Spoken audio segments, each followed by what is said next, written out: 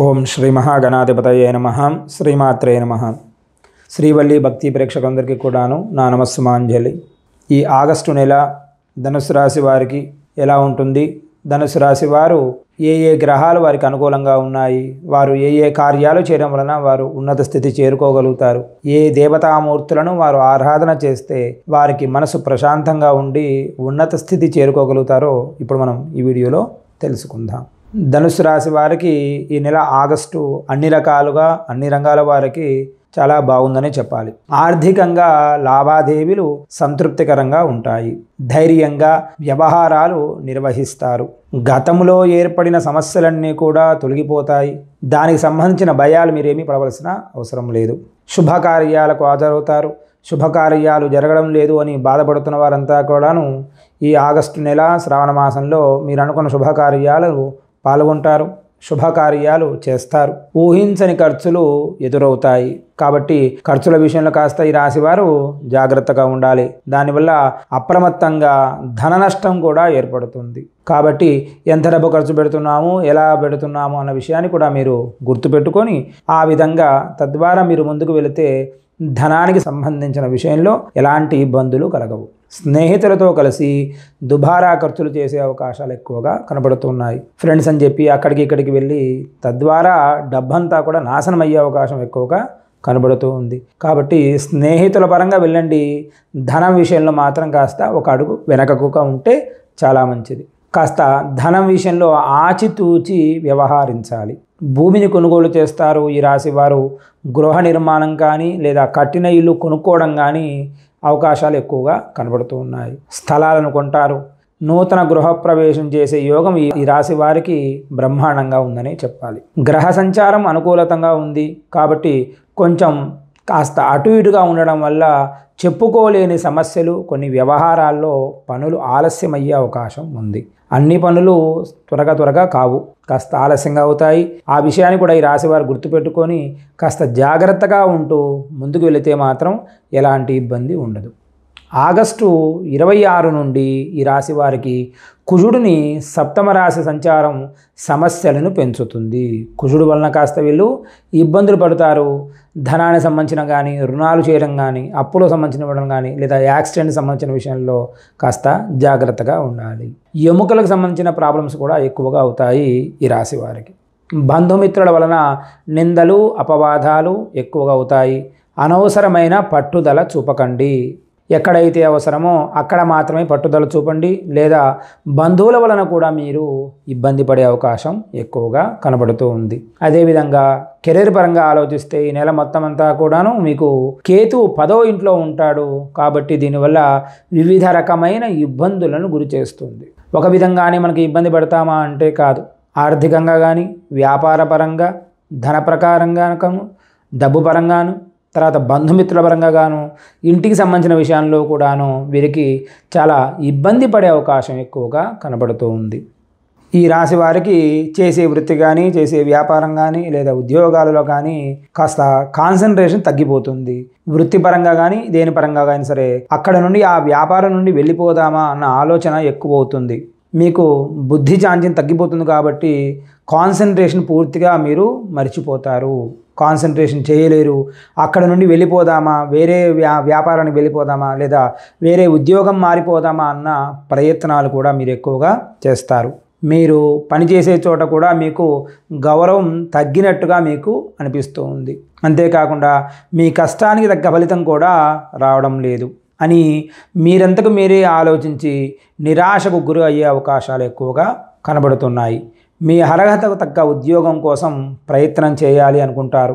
కానీ ఇది సరియైన సమయం కాదు అనే విషయాన్ని మాత్రం మీరు గుర్తుపెట్టుకోవాలి. మీరు జాబు మారుదాము అన్న విషయాన్ని కాస్త పక్కన పెట్టండి.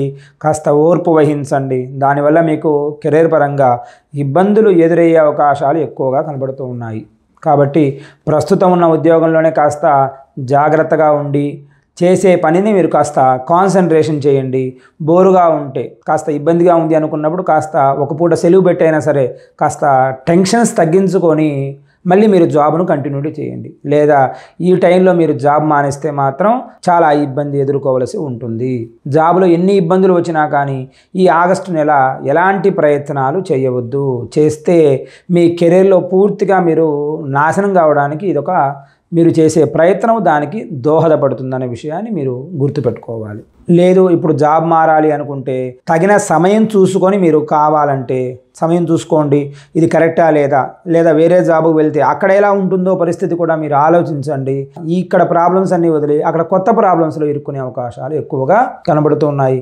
కాస్త ఆలోచించి తగిన నిర్ణయం తీసుకుంటే మాత్రం ఈ రాశి వారికి ఎలాంటి ఇబ్బందులు కలగవు. అంతేకాకుండా వృత్తి వ్యాపారాలలో లాభ నష్టాలు సమానంగా ఉంటాయి. లాభం అదే విధంగా ఉంటుంది, నష్టం కూడా అదే విధంగా ఉంటుంది. కాబట్టి వ్యాపారస్తులు చేసే వ్యాపారము తగు ఆలోచన చేస్తే మాత్రం నష్టపడకుండా ఆనందంగా మీరు లాభాలను పొందుతారు. అదేవిధంగా విద్యార్థులకు ఈ నెల ప్రారంభమంతా కూడాను సాధారణంగా ఉంటుంది. 5వ ఇంటికి అధిపతి అయిన కుజుడు దేవగురువు బృహస్పతితో పాటు 6వ ఇంట్లో ఉన్నాడు. కాబట్టి మరి శని 3వ ఇంట్లో ఉండి దృష్టిని 5వ స్థానంలో ఉంది. కాబట్టి ఇది మీ విద్యా జీవితంలో అనేక రకమైన అంతరాయాలను కలిగిస్తుంది. చదువులో చాలామంది డిస్కంటిన్యూ అయ్యే అవకాశాలు ఎక్కువగా కనబడుతున్నాయి. చదువు పట్ల శ్రద్ధ ఉండదు. శ్రద్ధ పెడదామంటే ఆ సమయంలో ఏదో ఒక పని వస్తుంది. ఆ పని వలన విద్య నాశనం అయ్యే అవకాశం ఎక్కువగా కనబడుతుంది. కాబట్టి విద్యార్థులు గుర్తుపెట్టుకోవాలి, విద్యకు చాలా మీకు ఇబ్బందిగా ఉంది. కాబట్టి రాశివారు కష్టపడి చదవాలి. వేరే యావిగేషన్స్ పెట్టుకోవద్దు. చదువు పట్ల కాస్త శ్రద్ధ వహించి మీరు పని పూర్తి చేస్తే మాత్రం మీకు విద్యకు సంబంధించిన ఎలాంటి ఆటంకములు కలగవు. జీవితంలో ఉన్నత విద్యను మీరు చేకూరుతారు. ఉన్నత విద్య చేరుతారు. ఉన్నత కాలేజీలలో మీకు సీట్లు వస్తాయి. అనుకున్న జాబులు కూడా మీరు ర్యాంకులు కొడతారు, జాబులు కొడతారు.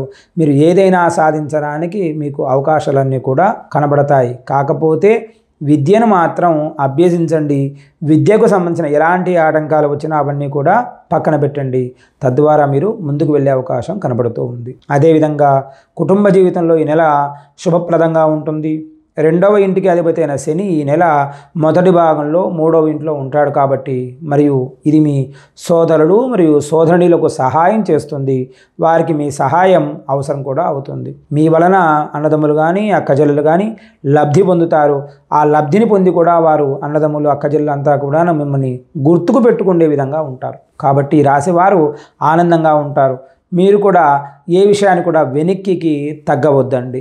వారికి సహాయం చేసే విషయంలో కానీ లేదా ఇంకేదైనా ధన సహాయం కానీ మాట సహాయం కానీ చేసేటప్పుడు వెనకకు వెళ్దామనే ఆలోచన మాత్రం మీరు పెట్టకండి. అంతేకాకుండా సూర్యుడు 8వ స్థానంలో ఉండి 2వ ఇంటిలో దృష్టిని కలిగి ఉన్నాడు. కాబట్టి మీ కుటుంబ జీవితంలో గురించి మీ తండ్రి గురించి ఆందోళనలు పెరుగుతాయి.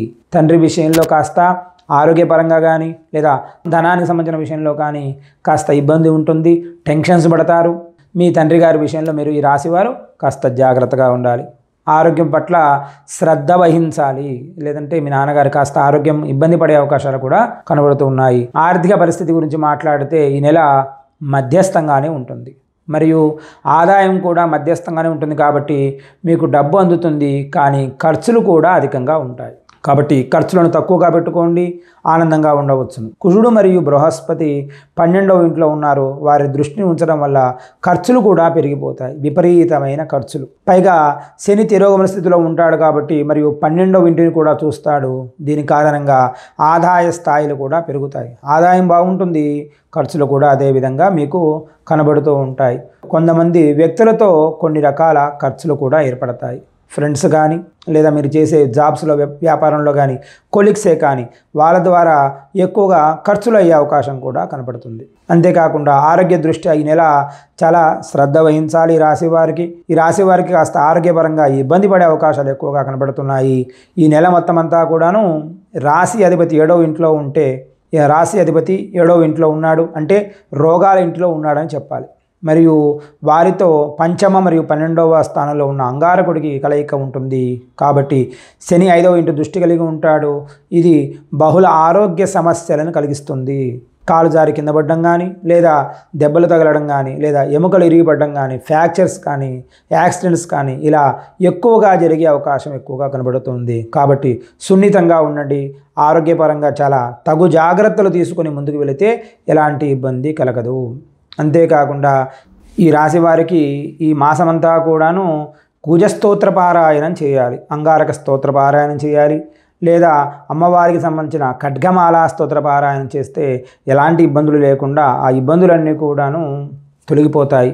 అంతేకాకుండా ఇవన్నీ కూడా మేము చెప్పినవన్నీ కూడాను ఈ రాశి ఫలాలు కూడాను గోచార రీత్యా అవన్నీ కూడా చెబుతాము. అన్ని నక్షత్రాలు 27 నక్షత్రాల వారికి పుట్టిన తేదీ ప్రకారంగా జన్మలగ్నం ఉంటుంది. జన్మలగ్న ప్రకారంగా పూర్తి జాతక వివరాలు కూడా ఉంటాయి. కాబట్టి మీ జాతక ప్రకారంగా ఏ ఏ దోషాలు ఉన్నాయో అవి కూడా మీరు తెలుసుకొని ఆ జాతకాలకు సంబంధించిన ఏ ఏ గ్రహాలు మీకు అనుకూలంగా ఉన్నాయి, ఏ ఏ గ్రహాలు మీకు అనుకూలంగా లేవో అవి కూడా తెలుసుకుంటే సంపూర్ణంగా ఆ దోషాలన్నీ కూడా తొలగించుకొని మీరు జాతకానికి ముందుకు వెళ్ళవచ్చును. అవన్నీ కూడా మీకు శుభదాయకంగా ఉంటాయి. ఎందుకంటే మనకు ఏదైతే ఆరోగ్యంలో ఇబ్బంది కలుగుతుందో దానికి మందు వేసుకుంటే త్వరగా తగ్గుతుంది. ఆ విషయాన్ని మనం అందరం కూడా గుర్తుపెట్టుకోవాలి. మంగళం మహత్వం. స్వస్తి.